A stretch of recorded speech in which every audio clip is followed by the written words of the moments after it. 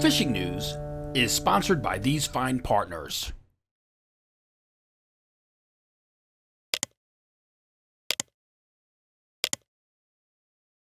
For more than 20 years, anglers everywhere have come to know one thing, that nothing says no to fish bites. Badges? We ain't got no badges. We're back, baby. The beach belongs to us again. No more badges post-Labor Day here in the New Jersey, Delaware Bay region.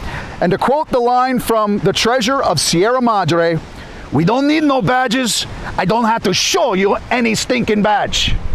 I'm Jim Hutchinson. It's Thursday, September 8th, and yeah, it's post-Labor Day. No badges. The beaches are open, but I'll tell you what, it's still hot. I mean, it is 90 degrees middle of the week, and it's just absolutely the best time to be here at the Jersey Shore. So if you're running these beaches in a 4x4, well, yes, then you're going to need a permit. You're going to need a badge. You're going to need that vehicle permit. And most of the beaches aren't open to vehicular traffic for a little bit of time, and a lot of these towns have a limited supply, so make sure you make those phone calls wherever you like to fish during the fall season, because they will run out of permits. But we are post Labor Day. The typical crowds are gone, middle of the week here, and nobody's here, and it's just absolutely beautiful. I've seen a little bit of bait popping up here and there, and pretty soon we're going to be back to walking and running and gunning these beaches in search of whatever swims by. So often here in the New Jersey Delaware Bay edition, I'm sharing photos of young Ellie and young Pedro Ildefonso. Well, look at that. You know where they get that passion for fishing whenever they possibly can? Dad Keith, who shared this photo of Fluke in the surf. Yeah, Pedro caught one too, but it's time to give Dad a little bit of love here. But yeah, summer flounder, Fluke, it's a great time to be fishing on these open beaches, in these sloughs,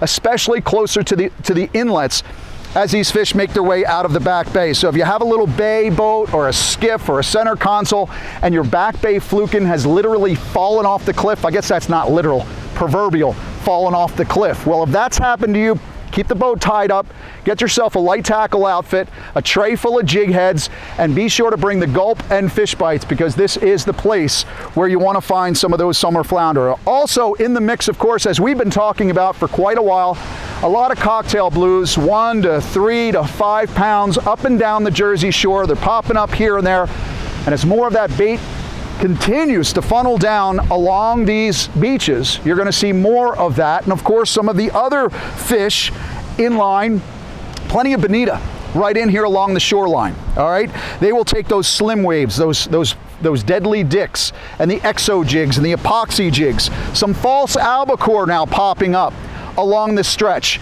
of the Jersey Shore at this point as well. In fact, I heard from Pete over at Charlie's Bait and Tackle in Normandy at the end of last week. He said Bill Martin, aka Philly Billy from the shop, he found the blues, bonito, and false albies right there along the beach. He actually lost 3 bonito. He had 5 blues up to 5 pounds, and this line de-spooler. Great stuff. Make sure you take a look for them this season if you haven't chased these albies on the beach. Over the next few weeks, especially mornings, we hope to see some of those schools of false albacore popping up here and there.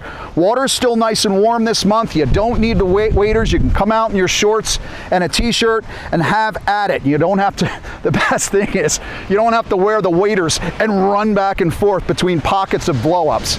Actually, one of the things that I would advise is if you see the fish blow up in one pocket, go there, and if they move, stay. A lot of times they'll cycle back. But yeah, those marauding schools, visible signs, turns, wheeling and diving. The false albacore, of course, will blow up at points along the bait. Maybe it's happening behind me, I have no idea. But even blind casting will get you into a couple of those inshore pelagics. Now by boat, plenty of run and gun options beginning at this point. For the second week in a row, Century's Rob Crossley let me know that these albies continue to make big pushes into the schools of rain bait in Ocean County waters. A great sign. Again, pick up the September edition of the Fisherman magazine, New Jersey Delaware Bay edition. It's on newsstands now. It's in your Wawa, your favorite tackle shop. But there's some loaded articles, great articles in there, fall surf tips, including an article on page 30 of the glossy on fishing metal jigs by boat and by beach. On page 26, inside the local New Jersey Delaware Bay edition, you'll find Nick Konicheski offering a glimpse inside his plug selection for now all the way through the end of the fall run. In fact, Alan Riley has a cool article too. I believe he's 80 years old now. He's got sage advice from the senior surfcaster. If you see Alan at any stretch, any point, any time, any day now, up along Albee Alley in Sandy Hook, there's a good sign that those speedsters are on the move. Now, along the jetties, the bridges, I'd remind you that sheepshead are still in the mix, especially below Barnegat, down through Atlantic and Cape May County, all the way to Delaware, along the beaches there. This video sent to me this week from Ryan Sullick at South Jersey Yak Fishing. Ryan took a break from pedaling to fish on his buddy Pat's boat. Ryan said, quote, "We didn't have any sort of game plan. This was kind of a scouting mission." Putting that tsunami, slim wave, and pen reel to the test there. It's a stellar fishery, the sheepshead fishery, that has blossomed in New Jersey over the past decade. Well worth your own scouting mission throughout the region, wherever you may have some structure in the back, some rubble, old pilings or bridges where you can drop a crab jig tipped with a greenie, fiddler, or sand crab. Ryan, well, he nabbed his personal best, a 10-pounder on this mission, eclipsed a short time later by a 27.5 incher that tapped the scale down to the 14.4 pound mark, measured, weighed, and released to spawn, feed, and fight another day. Ryan said, quote, "It's funny, you know, sometimes the best trips are the ones with no plan and low expectations." Yeah, Ryan, that's exactly the way I start each one of my fishing trips. Of course, along many of those same rocks, those jetties, you will find tog. Some have been producing better than others. In Barnegat, South Jetty has been producing. Absecon Inlet along the Atlantic City side especially producing. We found out word from Avalon Hodgepodge, their final report ever. God bless you, Dave and Tammy, we're gonna miss you. But they said, according to Anthony Califano, our South Jersey field editor, that the 8th Street Jetty was on fire over the Labor Day weekend. Can you see the sweat pouring down my face? I'm on fire here along the beaches. Paul Marzala, he's been seeing some Spanish mackerel leaping out of the water off of Monmouth County, just outside of casting range. Well, that changed. Usually sees them just outside of casting range at sunrise, but that changed this week when he had one fall for a spoon. He said he's caught them before on the metals and the epoxy or the exo jigs as well. But he said anything shiny and or colorful will work. If you're looking for something shiny and colorful to put your butt on to cruise out to the offshore grounds, come see us in Lakewood, the Jersey Shore Blue Claws Stadium, September 22nd, 23rd, and 24th. It's the Jersey Shore Boat Sale and Expo. You belong on the water. Adventure begins at the Jersey Shore Boat Sale and Expo, September 22nd, 23rd, and 24th at the Shoretown Ballpark in Lakewood, home of the Jersey Shore Blue Claws. For tickets and more, visit jerseyboatexpo.com. Now, I mentioned the fluking opportunities here along our beaches. Of course, we are also in prime time for working those reefs, wrecks, and snags, especially in deeper water. Mako Matty tells me Delaware Bay is hot, hot, hot, just like Buster Poindexter and me. He said he and the Stein boys, Donnie and Eric, fished 3.5 hours south of Fortescue last week on the outgoing tide east of the 19 in the ditch, had their limit of flatties. Of course, you've got that special limit down there along the Delaware Bay, but we all have until September 27th here in New Jersey. Out front, the folks on the Jamaica 2 right out of Manasquan Inlet here, they called it Short Bite Tuesday. Plenty of fish, but a lot of fish were lost. Still a few limits, and they said Kevin Mills jumped to the top of the September monthly pool with a 7-pound, 5-ounce rug. Good sign there. Up on Raritan Bay, Ambrose out front in the deep off Sandy Hook.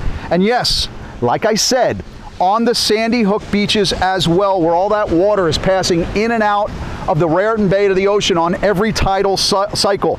The tackle box reported a jumbo fluke for Thief Tran over the Labor Day weekend. Sorry if I mispronounced that, but that's a jumbo from the beach. Certainly a good one. I saw there was like a 14 or 15 pounder up in Long Island in Matt Broderick's report last week. Good stuff. And as I said at the beginning of the report, Beaches are open, and that means there's no cost to enter these beaches. Same with Sandy Hook. It's open now. You just have to be out of there by dusk.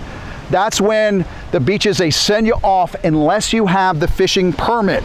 Now that's going to be available, the fall fishing permit for Sandy Hook to fish into dark as of September 15th. That's next week. So make sure you mark it in your calendar if you want that fishing permit to stop by the offices up there in Sandy Hook. Now I said it, New Jersey's fluke season, it ends on September 27th, so there's still time to score. But I see no more fluke tournaments on our horizon. Nothing in the calendar of events for the rest of 2023, which is a good sign that we are approaching that closing bell.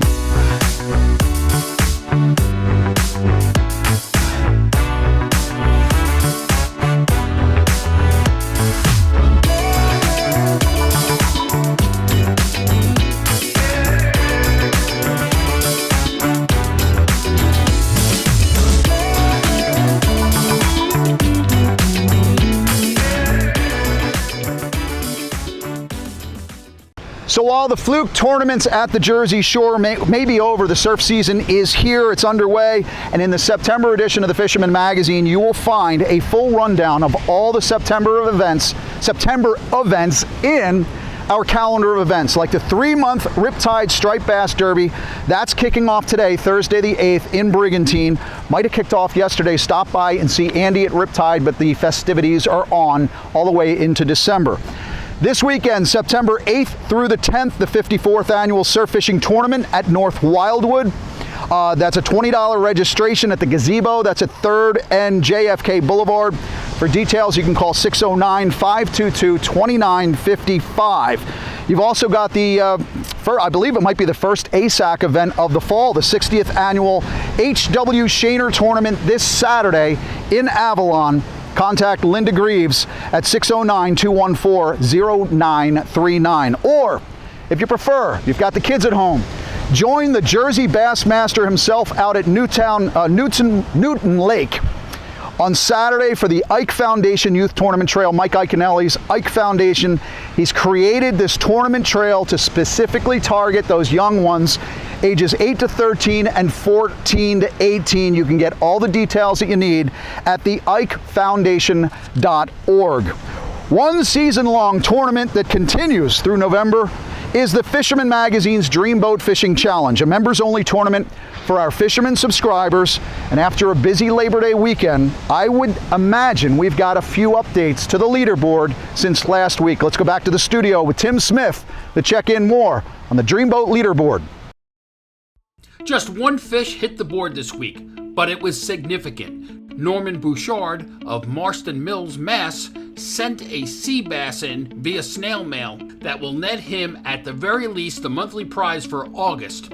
Norm's 4.15 pounder is the only sea bass entered so far in the 2023, and it couldn't have come at a better time. For his efforts, he will win the Tsunami Shield reel coupled with a Tsunami Armortech rod and a Dextreme fillet knife from Dexter Outdoors. Our top three remain unchanged. Bobby Cifarelli still holds first place with 24 points.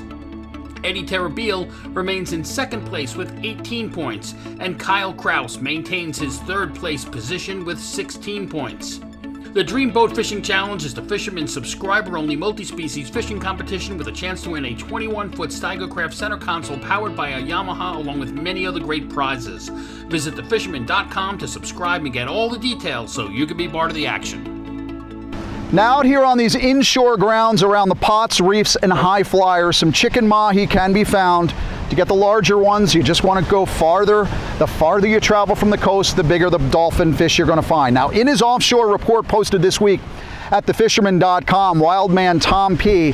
said things improved significantly into the weekend, and he said it's expected the tuna tracks will be full and running this week. That said, let's keep an eye on the weather. Things do look good for the rest of this week and into this weekend.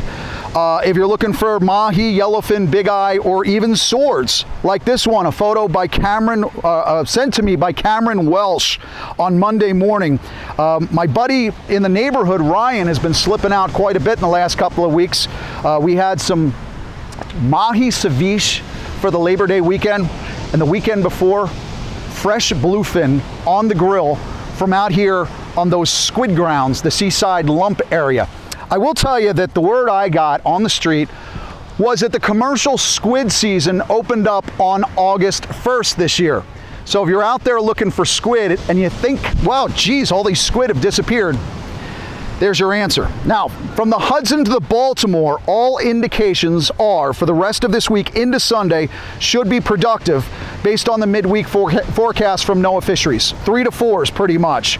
Though it does appear that seas will be building sometime into Sunday night, probably for all of next week as well. That brings us to our word of caution over the next 7 days. Tropical Storm Lee is making its way northwest from just east of the Caribbean islands at this point. It is expected to become a major hurricane into this weekend or early next week, with winds, according to some of the experts, approaching 150 miles an hour. Now, it's too early in the game to predict where, how, and what Lee does, but I don't like some of its potential tracks. Again, just a word of caution.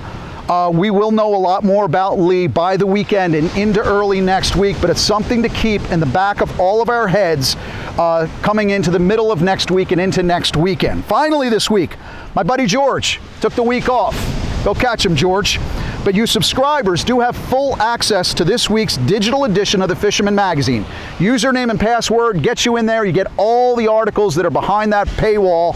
And of course, JB Casper's complete 100% full freshwater report for this weekend. So yeah, membership does have its advantages. Speaking of this week's particular edition, my thanks to Bob Birdsall of LBI for contributing this week's guest editor's log and an open letter authored by Bob and addressed to New Jersey Governor Phil Murphy, and it's all about legacies. Quote, I imagine you, Governor Murphy, would like to read something like, he was a leader in the environmental movement to reduce climate change and place New Jersey in the forefront of that movement. That would be something to be proud of if it were true. But sadly, it's not. Even Ørsted's own environmental impact statement says the wind farms will have little to no effect on global warming. Don't let that be your legacy, Governor. Do something about it now. Of course, the big announcement from the industrial wind developers at Ørsted, a major stock loss as the Danish company announces that unless they can, quote, access even more tax credits from the federal government, they're going to take their big old wind-killing balls and go home to Denmark. A tax credit or subsidy, well, that's just another way of saying to the American taxpayer, give me more of your money. Subsidy, it's like mitigate, it's even like, well, rehabilitate. To me, it's just a made-up word. A politician's word, so that young fellas like yourself can wear a suit and a tie and have a job. Another windy headline this week out of Rhode Island as the entire Rhode Island Fishermen's Advisory Board quit en masse on Friday to protest the 84 turbine Sunrise Wind project, calling fishermen's participation in the planning of industrial wind little more than quote-unquote political theater. Now, Richard Hittinger, he tried to do the right thing by way of the Rhode Island Saltwater Anglers Association. He participated in this supposed open and transparent process, but he calls this, upon his resignation, a one-sided push by developers that ensures that environmental considerations will continue to be ignored. Hittinger said of this entire process, quote, it's effectively a rubber stamp on the political desires of Washington, D.C. I'm sure that's just the beginning, and we're now only starting to scratch the surface and peel the first few layers of onion back. But as soon as we hear more, I'm going to continue to report on this, not just for whales, but on the future environmental impacts to recreational fishermen that could come from the industrialization of our offshore waters. Now, I'll be at the Fish Hawks tonight, Thursday, the 8th, 7:30 p.m., Cindy Ziff is giving her presentation on industrial offshore wind from the clean ocean action perspective. First, I'll be in Galloway Township at the meeting of the New Jersey Marine Fisheries Council in Galloway, 5 p.m. I'll keep you posted on what transpires in both of those meetings. I'll update you next week. It's hotter than blue blazes. Summer is not over. The beaches are free, and it's time to scout out some of these waters. The one thing that I love to do at this time of year, if you've got some tins and jig heads, you can come out here at low tide and figure out some of the stretches where you fished last spring or last fall. At low tide, you can see where some of the sloughs and the cuts and the holes are. That's what you should be focusing on in September. Rig yourself up for some of these speedsters, get on them, catch them up, and I'll see you again next week from my air-conditioned office right here at thefisherman.com.